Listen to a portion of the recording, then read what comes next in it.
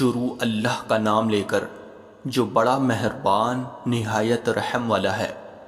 وہ رحمان ہی ہیں جس نے قرآن کی تعلیم دی، اسی نے انسان کو پیدا کیا، اسی نے اس کو واضح کرنا سکھایا۔ سورج اور چاند حساب میں جکڑے ہوئے ہیں، اور بیلے اور درخت سب اس کے آگے سجدہ کرتے ہیں، اور آسمان کو اسی نے بلند کیا ہے اور اسی نے ترازو قائم کی ہے کہ تم تولنے میں ظلم نہ کرو، اور انصاف کے ساتھ وزن کو ٹھیک رکھو اور تول میں کمی نہ کرو۔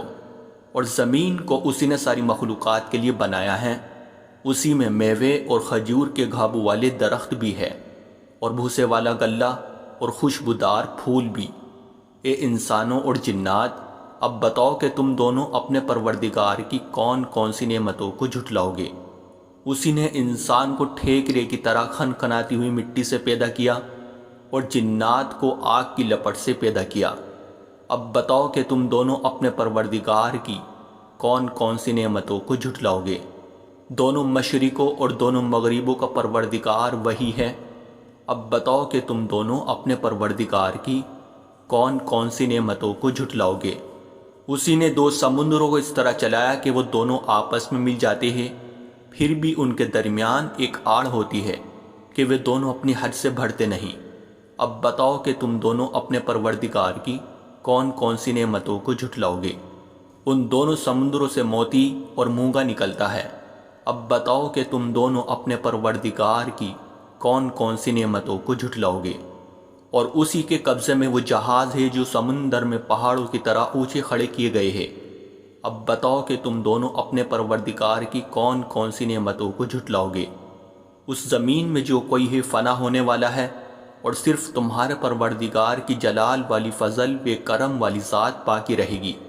اب بتاؤ کہ تم دونوں اپنے پروردگار کی کون کون سی نعمتوں کو جھٹلاؤ گے۔ آسمانوں اور زمین میں جو بھی ہے اسی سے اپنی حاجتیں مانگتے ہیں، وہ ہر روز کی تھی شان میں ہیں۔ اب بتاؤ کہ تم دونوں اپنے پروردگار کی کون کون سی نعمتوں کو جھٹلاؤ گے۔ اے دو بھاری مخلوقوں، ہم عنقریب تمہارے حساب کے لیے فارغ ہونے والے ہیں۔ اب بتاؤ کہ تم دونوں اپنے پروردگار کی کون کون سی نعمتوں کو جھٹلاؤ گے۔ اے انسانوں اور جنات کے گروہ، اگر تم میں یہ بل ہوتا ہے کہ آسمانوں اور زمین کی حدود سے پار نکل سکو تو پار نکل جاؤ، تم زبردست طاقت کے بغیر پار نہیں ہو سکو گے۔ اب بتاؤ کہ تم دونوں اپنے پروردگار کی کون کون سی نعمتوں کو جھٹلاؤ گے۔ تم پر آگ کا شعلہ اور تانبے کے رنگ کا دھواں چھوڑا جائے گا، پھر تم اپنا بچاؤ نہیں کر سکو گے۔ اب بتاؤ کہ تم دونوں اپنے پروردگار کی کون کون سی نعمتوں کو جھٹلاؤ گے۔ غرض وہ وقت آئے گا جب آسمان پھٹ پڑے گا اور لال چمڑے کی طرح سرخ گلاب بن جائے گا۔ اب بتاؤ کہ تم دونوں اپنے پروردگار کی کون کون سی نعمتوں کو جھٹلاؤ گے۔ پھر اس دن نہ کسی انسان سے اس کے گناہ کے بارے میں پوچھا جائے گا اور نہ کسی جن سے۔ اب بتاؤ کہ تم دونوں اپنے پروردگار کی کون کون سی نعمتوں کو جھٹلاؤ گے۔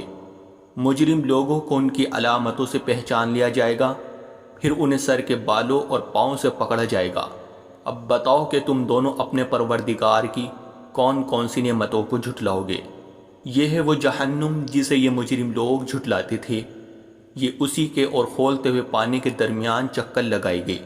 اب بتاؤ کہ تم دونوں اپنے پروردگار کی کون کون سی نعمتوں کو جھٹلاؤ گے۔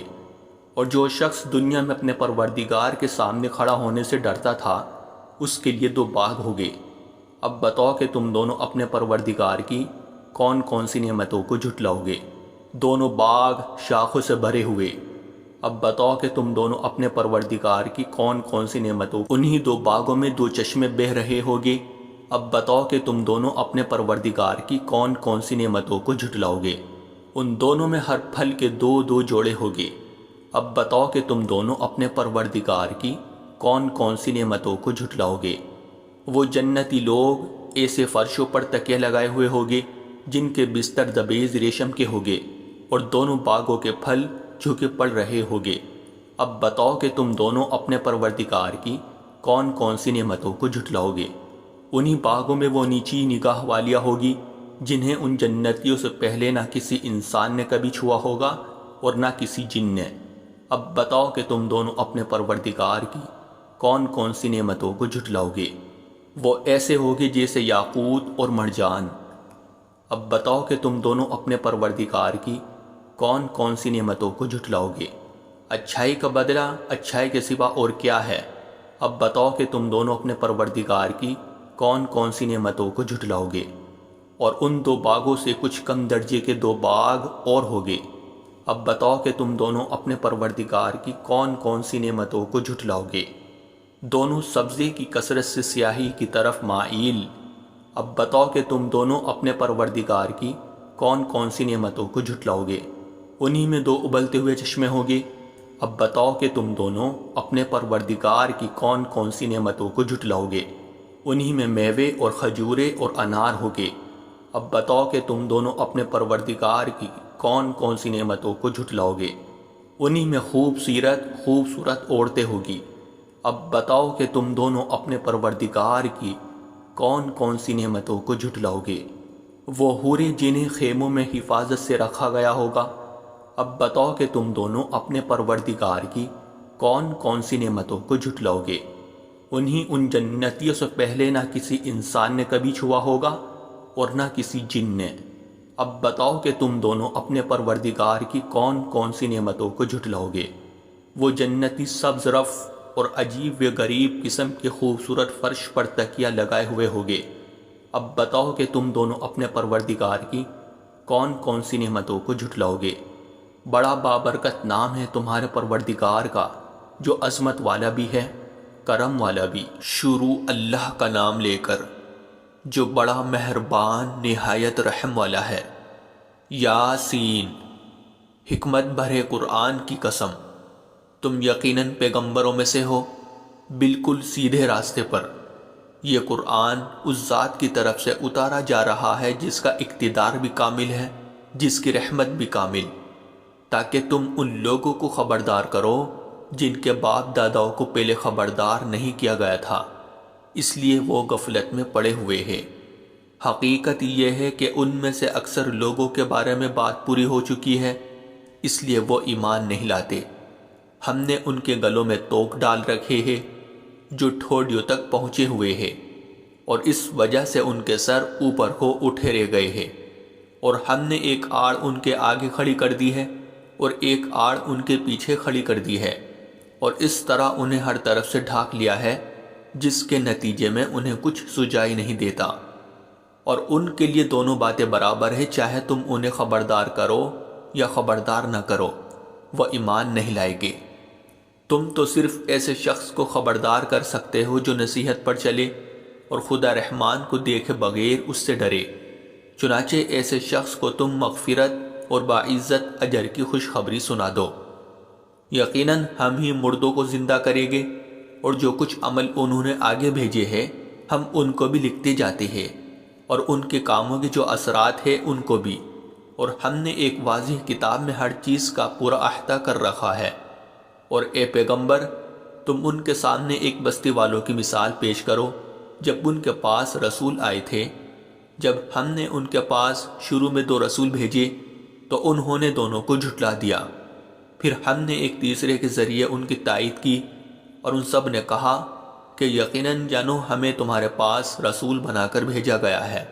انہوں نے کہا تمہاری حقیقت اس کے سوا کچھ بھی نہیں ہے کہ تم ہم جیسے ہی آدمی ہو، اور خدا رحمان نے کوئی چیز نازل نہیں کی ہے، اور تم سراسر جھوٹ بول رہے ہو۔ ان رسولوں نے کہا ہمارا پروردگار خوب جانتا ہے کہ ہمیں واقعی تمہارے پاس رسول بنا کر بھیجا گیا ہے، اور ہماری ذمہ داری اس سے زیادہ نہیں ہے کہ صاف صاف پیغام پہنچا دے۔ بستی والوں نے کہا ہم نے تو تمہارے اندر نحوست محسوس کی ہے، یقین جانو اگر تم باز نہ آئے تو ہم تم پر پتھر برسائیں گے، اور ہمارے ہاتھوں تمہیں بڑی دردناک سزا ملے گی۔ رسولوں نے کہا تمہاری نحوست خود تمہارے ساتھ لگی ہوئی ہے، کیا یہ باتیں اس لیے کر رہے ہو کہ تمہیں نصیحت کی بات پہنچائی گئی ہے؟ اصل بات یہ ہے کہ تم خود حد سے گزرے ہوئے لوگ ہو۔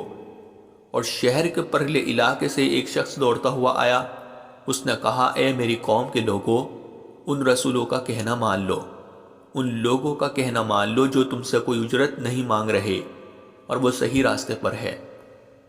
اور بھلا میں اس ذات کی عبادت کیوں نہ کروں جس نے مجھے پیدا کیا ہے اور اسی کی طرف تم سب کو واپس؟ بھلا کیا اسے چھوڑ کر میں ایسوں کو معبود مانوں کہ اگر خدا رحمان مجھے کوئی نقصان پہنچانے کا ارادہ کر لے تو ان کے سفارش میرے کسی کام نہ آئے اور نہ وہ مجھے چھڑا سکے؟ اگر میں ایسا کروں گا تو یقیناً میں کھلی گمراہی میں مبتلا ہو جاؤں گا۔ میں تو تمہارے پروردگار پر ایمان لا چکا، اب تم بھی میری بات سن لو۔ آخر کار بستی والوں نے اس کو قتل کر دیا اور اللہ کی طرف سے اس سے کہا گیا کہ جنت میں داخل ہو جاؤ۔ اس نے جنت کی نعمتیں دیکھ کر کہا کہ کاش میری قوم کو معلوم ہو جائے کہ اللہ نے کس طرح میری بخشش کی ہے اور مجھے باعزت لوگوں میں شامل کیا ہے۔ اور اس شخص کے بعد ہم نے اس کی قوم پر آسمان سے کوئی لشکر نہیں اتارا اور نہ ہمیں اتارنے کی ضرورت تھی، وہ تو بس ایک ہی چنگھاڑ تھی جس سے وہ ایک دم بجھ کر رہ گئی۔ افسوس ہے ایسے بندوں کے حال پر، ان کے پاس کوئی رسول ایسا نہیں آیا جس کا وہ مذاق نہ اڑاتے رہے ہو۔ کیا انہوں نے نہیں دیکھا کہ ان سے پہلے ہم کتنی قوموں کو اس طرح ہلاک کر چکے ہیں کہ وہ ان کے پاس لوٹ کر نہیں آتے؟ اور یہ جتنے لوگ ہیں ان سبھی کو اکٹھا کر کے ہمارے سامنے حاضر کیا جائے گا، اور ان کے لیے ایک نشانی وہ زمین ہے جو مردہ پڑی ہوئی تھی، ہم نے اسے زندگی عطا کی اور اس نے غلہ نکالا جس کی خوراک یہ کھاتے ہیں، اور ہم نے اس زمین میں کھجوروں اور انگوروں کے باغ پیدا کیے اور ایسا انتظام کیا کہ اس میں سے پانی کے چشمے پھوٹ نکلے تاکہ یہ اس کی پیداوار میں سے کھائے، حالانکہ اس کو ان کے ہاتھوں نے نہیں بنایا تھا۔ کیا پھر بھی یہ شکر نہیں کرے گی؟ پاک ہے وہ ذات جس نے ہر چیز کے جوڑے جوڑے پیدا کیے ہیں، اس پیداوار کے بھی جو زمین اگاتی ہے اور خود انسانوں کے بھی، اور ان چیزوں کے بھی جنہیں یہ لوگ ابھی جانتے تک نہیں ہیں۔ اور ان کے لیے ایک اور نشانی رات ہے، ہم اس پر سے دن کا چھلکا اتار لیتے ہیں تو وہ یکایک اندھیرے میں رہ جاتے ہیں اور سورج اپنے ٹھکانے کی طرف چلا جا رہا ہے۔ یہ سب اس ذات کا مقرر کیا ہوا نظام ہے جس کا اقتدار بھی کامل ہے، جس کا علم بھی کامل، اور چاند ہے کہ ہم نے اس کی منزل ناپ تول کر مقرر کر دی ہے، یہاں تک کہ وہ جب ان منزلوں کے دورے سے لوٹ کر آتا ہے تو کھجور کی پرانی ٹہنی کی طرف پتلا ہو کر رہ جاتا ہے۔ نہ تو سورج کی یہ مجال ہے کہ وہ چاند کو جا پکڑے اور نہ رات دن سے آگے نکل سکتی ہے، اور یہ سب اپنے اپنے مدار میں تیر رہے ہیں۔ اور ان کے لیے ایک اور نشانی یہ ہے کہ ہم نے ان کی اولاد کو بھری ہوئی کشتی میں سوار کیا اور ہم نے ان کے لیے اسی جیسی اور چیزیں بھی پیدا کی جن پر یہ سواری کرتے ہیں، اور اگر ہم چاہیں تو انہیں غرق کر ڈالیں، جس کے بعد نہ تو کوئی ان کی فریاد کو پہنچے اور نہ ان کی جان بچائی جا سکے۔ لیکن یہ سب ہماری طرف سے ایک رحمت ہے اور ایک معین وقت تک زندگی کا مزہ اٹھانے کا موقع ہے جو انہیں دیا جا رہا ہے۔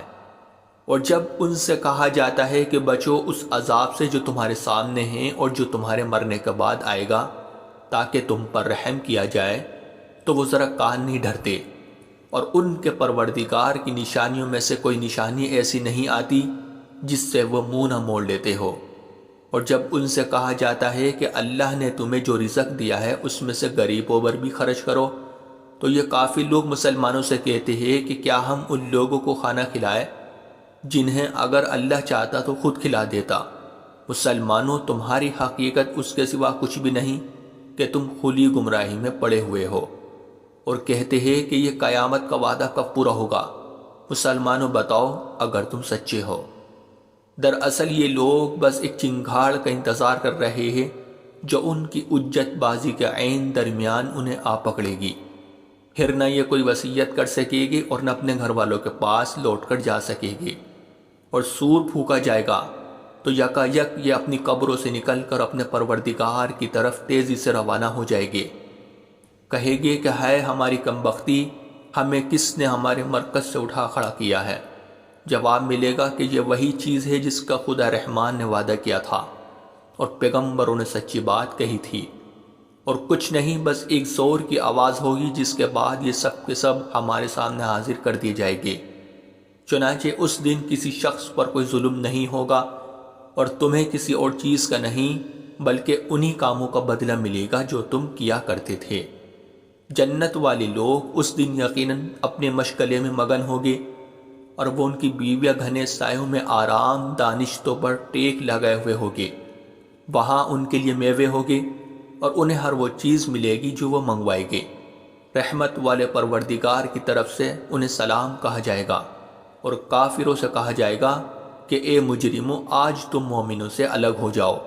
اے آدم کے بیٹو، کیا میں نے تمہیں تاکید نہیں کر دی تھی کہ تم شیطان کی عبادت نہ کرنا؟ وہ تمہارا کھلا دشمن ہے، اور یہ کہ تم میری عبادت کرنا، یہی سیدھا راستہ ہے۔ اور حقیقت یہ ہے کہ شیطان نے تم میں سے ایک بڑی خلقت کو گمراہ کر ڈالا، تو کیا تم سمجھتے نہیں تھے؟ یہ ہے وہ جہنم جس سے تمہیں ڈرایا جاتا تھا، آج اس میں داخل ہو جاؤ، کیونکہ تم کفر کیا کرتے تھے۔ آج کے دن ہم ان کے منہ پر مہر لگا دیں گے، اور ان کے ہاتھ ہم سے بات کریں گے، اور ان کے پاؤں گواہی دیں گے کہ وہ کیا کمائی کیا کرتے تھے۔ اور اگر ہم چاہیں تو یہیں دنیا میں ان کی آنکھیں مل یا میٹ کر دے، پھر یہ راستے کی تلاش میں بھاگے پھرے، لیکن انہیں کہاں کچھ سجائی دے گا۔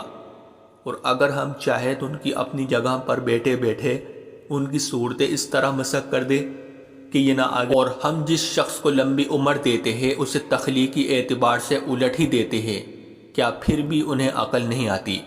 اور ہم نے اپنے ان پیغمبروں کو نہ شاعری سکھائی ہے اور نہ وہ ان کے شایان شان ہیں۔ یہ تو بس ایک نصیحت کی بات ہے، اور ایسا قرآن جو حقیقت کو کھول کھول کر بیان کرتا ہے، تاکہ ہر اس شخص کو خبردار کرے جو زندہ ہو، اور تاکہ کفر کرنے والوں پر حجت پوری ہو جائے۔ اور کیا انہوں نے یہ نہیں دیکھا کہ ہم نے اپنے ہاتھوں کی بنائی ہوئی چیزوں میں سے ان کے لیے موشی پیدا کیے، اور یہ ان کے مالک بنے ہوئے ہیں، اور ہم نے ان موشیوں کو ان کے قابو میں دے دیا ہے، چنانچہ ان میں سے کچھ وہ ہیں جو ان کی سواری بنے ہوئے ہیں، اور کچھ وہ ہیں جنہیں یہ کھاتے ہیں۔ نیز ان کو ان موشیوں سے اور بھی فائدہ حاصل ہوتے ہیں، اور پینے کی چیزیں ملتی ہیں، کیا پھر بھی یہ شکر نہیں بجا لائے گے؟ اور انہوں نے اللہ کو چھوڑ کر اس امید پر دوسرے خدا بنا رکھے ہیں کہ انہیں ان سے مدد ملے، حالانکہ ان میں یہ طاقت ہی نہیں ہے کہ ان کی مدد کر سکے، بلکہ وہ ان کے لیے ایک ایسا مخالف لشکر بنے گے جسے قیامت میں ان کے سامنے حاضر کر لیا جائے گا۔ غرض اے پیغمبر، ان کی باتیں تمہیں رنجیدہ نہ کرے۔ یقین جانو ہمیں سب معلوم ہے کہ کیا کچھ چھپاتے اور کیا کچھ ظاہر کرتے ہیں۔